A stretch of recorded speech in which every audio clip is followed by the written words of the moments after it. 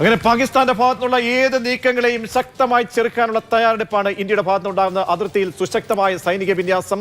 ഏത് രീതിയിലുള്ള പാകിസ്ഥാന്റെ പ്രകോപനത്തെയും അതേ നാണയത്തിൽ തിരിച്ചടിക്കുക, സർവ്വസന്നാഹങ്ങൾ ഉപയോഗിച്ച് അങ്ങനെയുള്ള നീക്കങ്ങളിലേക്ക് പോകുമ്പോൾ ഇങ്ങ് ഡൽഹിയിലും ശക്തമായിട്ടുള്ള ജാഗ്രതയിലേക്ക് പോകുന്ന ജാഗ്രതാ മുന്നറിയിപ്പിലേക്കുള്ള കൃത്യം 3 മണിക്കായിരുന്നു സമയം പറഞ്ഞത്. ഒരു സൈറൻ മുഴങ്ങും. ആ സൈറൻ എന്നുള്ളത് നമ്മൾ സ്വീകരിക്കേണ്ട എന്തെങ്കിലും ഒരു അപായ സൂചന കണ്ടു കഴിഞ്ഞാൽ അതിന് മുന്നോടിയായിട്ടുള്ള മുന്നറിയിപ്പാണ്. ഇപ്പോൾ അതിന്റെ തത്സമയ ദൃശ്യങ്ങൾ ഡൽഹിയിൽ നിന്നും വന്നുകൊണ്ടിരിക്കുകയാണ്. അനൂപ് നമുക്കൊപ്പം വിവരങ്ങൾ വേണ്ട. അനൂപ്, പാകിസ്ഥാൻ അസംബ്ലിയിലെ കലാപം അല്ലെങ്കിൽ അവിടുത്തെ അഭിപ്രായ ഭിന്നതകളുടെ വിവരങ്ങൾ പുറത്തു വന്നുകൊണ്ടിരിക്കുന്നു. അതിനിടയിലാണ് നമ്മൾ എത്രത്തോളം പ്രിപ്പയർഡ് ആയിട്ട് ഓരോ സാഹചര്യത്തെയും നേരിടുമെന്ന് മനസ്സിലാകുന്നു. അനൂപ് ഇപ്പോൾ എവിടെ നിൽക്കുന്നു?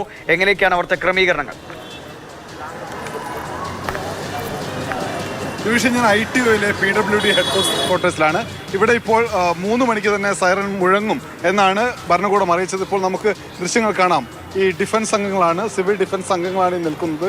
ഇവിടെ സൈറൻ മുഴങ്ങുന്നത് അതിനുശേഷമുള്ള ഡ്രില്ലിനുമുള്ള എല്ലാ ഒരുക്കങ്ങളും പൂർത്തിയായിട്ടുണ്ട്. കൂടുതൽ സിവിൽ ഡിഫൻസ് അംഗങ്ങൾ ഇങ്ങോട്ടേക്ക് എത്തിക്കൊണ്ടിരിക്കുന്നുണ്ട്. ഇത് റിപ്പോർട്ട് ചെയ്യുന്നതിന് വേണ്ടി മാധ്യമങ്ങളും എത്തിക്കൊണ്ടിരിക്കുകയാണ്.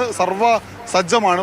ഒരു അപായം ഉണ്ടായാൽ, ഒരു കുഴപ്പം വരുന്ന സാഹചര്യത്തിൽ എങ്ങനെ പെരുമാറണം, നമ്മുടെ ചുറ്റുമുള്ള ആളുകൾ, പൊതുസമൂഹത്തിൽ അല്ലെങ്കിൽ പൊതുവെടുത്ത് നിൽക്കുന്ന ഒരാൾ എങ്ങനെ ഇടപെടണം എന്ന് ചൂണ്ടിക്കാണിക്കുന്നതിന് വേണ്ടി അതിനുള്ള ഒരു പരിശീലനം നൽകുന്നതിന് വേണ്ടിയിട്ടാണ് ഇങ്ങനെയൊരു മോക്ക് ഡ്രില്ല് പോലുള്ള ഒരു ഇടപെടൽ നടത്തുന്നത്. നേരത്തെ കേരളത്തിൽ നടന്നിരുന്നു. എന്തായാലും മിനിറ്റുകൾക്കകം ഇവിടെ സൈറൻ മുഴങ്ങും. അതിനുശേഷം ഡ്രില്ലിലേക്ക് കടക്കും.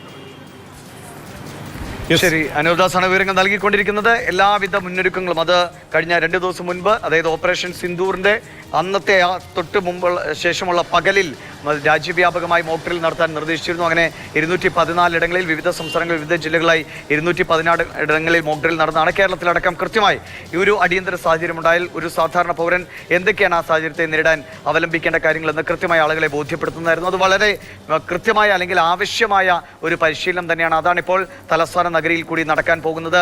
അനൂപ്, ഈ രീതിയിൽ മോക്ക് ഡ്രിൽ നടത്തിയത് ഡൽഹിയിലെ ഏതൊക്കെ മേഖലകളാണ് പ്രധാനമായിട്ടും ഇങ്ങനെ സൈറൺ മുഴക്കിക്കൊണ്ടുള്ള ഈ മുന്നൊരുക്കം നടക്കുന്നത്? ഡൽഹി നഗരത്തിൽ ആകെ ഇതുണ്ടോ?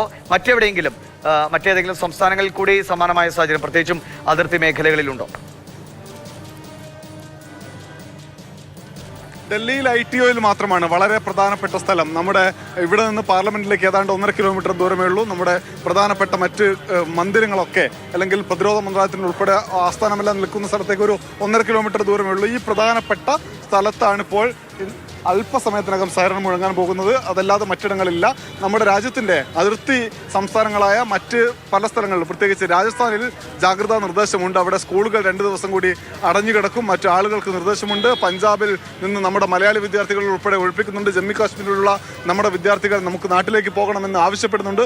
അതിനുള്ള ഒരു സജ്ജീകരണം ഇവിടെ ഡൽഹി കേരള ഹൗസിൽ ഒരുക്കുന്നുണ്ട്. ഡൽഹി കേരള ഹൗസിലേക്ക് തന്ത്രപ്രധാന കേന്ദ്രങ്ങൾ ഉള്ള സ്ഥലമാണ് പാർലമെന്റ്, മറ്റ് അനുബന്ധ സൈനിക കേന്ദ്രങ്ങൾ, നമ്മുടെ നിർണായകമായ നീക്കങ്ങളൊക്കെ തന്നെ നടക്കുന്ന ഇടമാണ്. അവിടുത്തെയുള്ള ജനവാസ കേന്ദ്രങ്ങൾ, അവരോട് നടത്തുന്ന മുന്നറിയിപ്പുകൾ, അവർക്ക് ഉള്ള പ്രാക്ടീസ്, എന്നാൽ അപ്പുറത്തേക്ക് കുറച്ചുകൂടി പ്രാധാന്യം വരുന്നത് ഞാൻ നേരത്തെ പറഞ്ഞതുപോലെ അനു വ്യക്തമാക്കിയതുപോലെയുള്ള ഒരു തന്ത്രപ്രധാന കേന്ദ്രം എന്നതാണ്. ആ നിലയ്ക്ക് ഇനിയുള്ള തുടർ നീക്കങ്ങൾ, തുടർ മുന്നറിയിപ്പുകൾ ഇതുകൊണ്ടല്ല, ഇനിയും അവർക്ക് ഇത്തരത്തിലുള്ള ജാഗ്രതാ നിർദ്ദേശങ്ങളൊക്കെ നൽകാനായിരിക്കുമല്ലേ ഈ അധികൃതരുടെ തീരുമാനം? അതെ, കൃത്യമായ ജാഗ്രതാ നിർദ്ദേശങ്ങൾ ഉണ്ടാകും. ഇപ്പോൾ ഏതെങ്കിലും ഒരു കുഴപ്പമുള്ള സാഹചര്യം വരികയാണെങ്കിൽ അതിനെ എങ്ങനെ നമ്മൾ നേരിടണം എന്നതാണ് വളരെ പ്രധാനപ്പെട്ട ചോദ്യം. കാരണം നമുക്കൊന്നും ഒരു മുൻപരിചയമുള്ള കാര്യമല്ല ഒരു യുദ്ധസമാന സാഹചര്യത്തിൽ എങ്ങനെ ഇടപെടണം, നേരിടണം എന്നത്. പ്രത്യേകിച്ച് ആദ്യഘട്ടത്തിൽ ശത്രു രാജ്യങ്ങൾ വ്യോമപാതയിലൂടെ ആക്രമിക്കാനാണ് ശ്രമിക്കുന്നത്. അത് ഇന്നലെയും നമ്മൾ കണ്ടു. വ്യോമാക്രമണമായിരുന്നു. അതിനെ നമ്മൾ തടുത്ത് തിരിച്ചയച്ചുവെങ്കിലും അല്ലെങ്കിൽ അതിനെ പരാജയപ്പെടുത്തിയെങ്കിലും ഇനിയും നമ്മുടെ നഗരങ്ങളെ നേരിടാൻ അല്ലെങ്കിൽ ലക്ഷ്യമിടാൻ പാകിസ്ഥാൻ ശ്രമിച്ചാൽ എങ്ങനെ ഒരു പൊതുയിടത്തിൽ നിൽക്കുന്ന ആൾ എങ്ങനെ ഇടപെടണം, ജീവൻ രക്ഷിക്കാൻ എന്ത് ഇടപെടൽ നടത്തണം എന്നുള്ളതാണ് ചോദ്യം. അത് വിശദീകരിക്കുകയാണ് ഇത്തരം മുന്നറിയിപ്പിലൂടെ അല്ലെങ്കിൽ എങ്ങനെ പെരുമാറണം എന്ന നിർദ്ദേശം നൽകിക്കൊണ്ട് ചെയ്യുന്നത്. ഇപ്പോൾ അല്പസമയത്തിനകം തന്നെ മോക്ക് ഡ്രിൽ ആരംഭിക്കും. നമുക്ക് സിവിൽ ഡിഫൻസ് അംഗങ്ങളെ കാണാം. ഈ ഡ്രില്ല് റിപ്പോർട്ട് ചെയ്യാൻ വന്ന നിരവധി മാധ്യമങ്ങൾ, രാജ്യത്തിന്റെ പല ഭാഗത്തുമുള്ള നിരവധി മാധ്യമ പ്രവർത്തകർ എത്തിയിട്ടുണ്ട്, ഉദ്യോഗസ്ഥർ എത്തിയിട്ടുണ്ട്. ഇപ്പോഴും ആളുകൾ ഈ മോക്ക് ഡ്രില്ലിൽ പങ്കെടുക്കുന്നതിന് വേണ്ടി ഇങ്ങോട്ടേക്ക് എത്തിക്കൊണ്ടിരിക്കുന്നുണ്ട്. എന്തായാലും രാജ്യം സജ്ജമാവുകയാണ്. ഒരു അപകട സാഹചര്യത്തിൽ എങ്ങനെ ഇടപെടണം, എങ്ങനെ പെരുമാറണം എന്ന് ജനങ്ങളെ പഠിപ്പിക്കുകയാണ്. അനുദാസാണ് വിവരങ്ങൾ നൽകിക്കൊണ്ടിരിക്കുന്നത്. സമയം 3 മണിയാകുന്നു. ഏത് നിമിഷവും സൈറൺ മുഴങ്ങാം.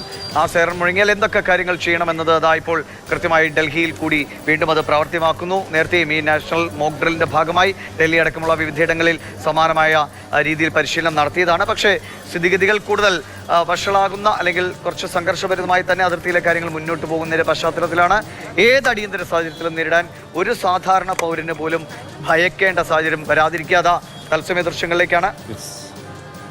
ഇവിടെ മുന്നറിയിപ്പ് നൽകിക്കൊണ്ടുള്ള സൈറൻ മുഴങ്ങാൻ പോവുകയാണ്.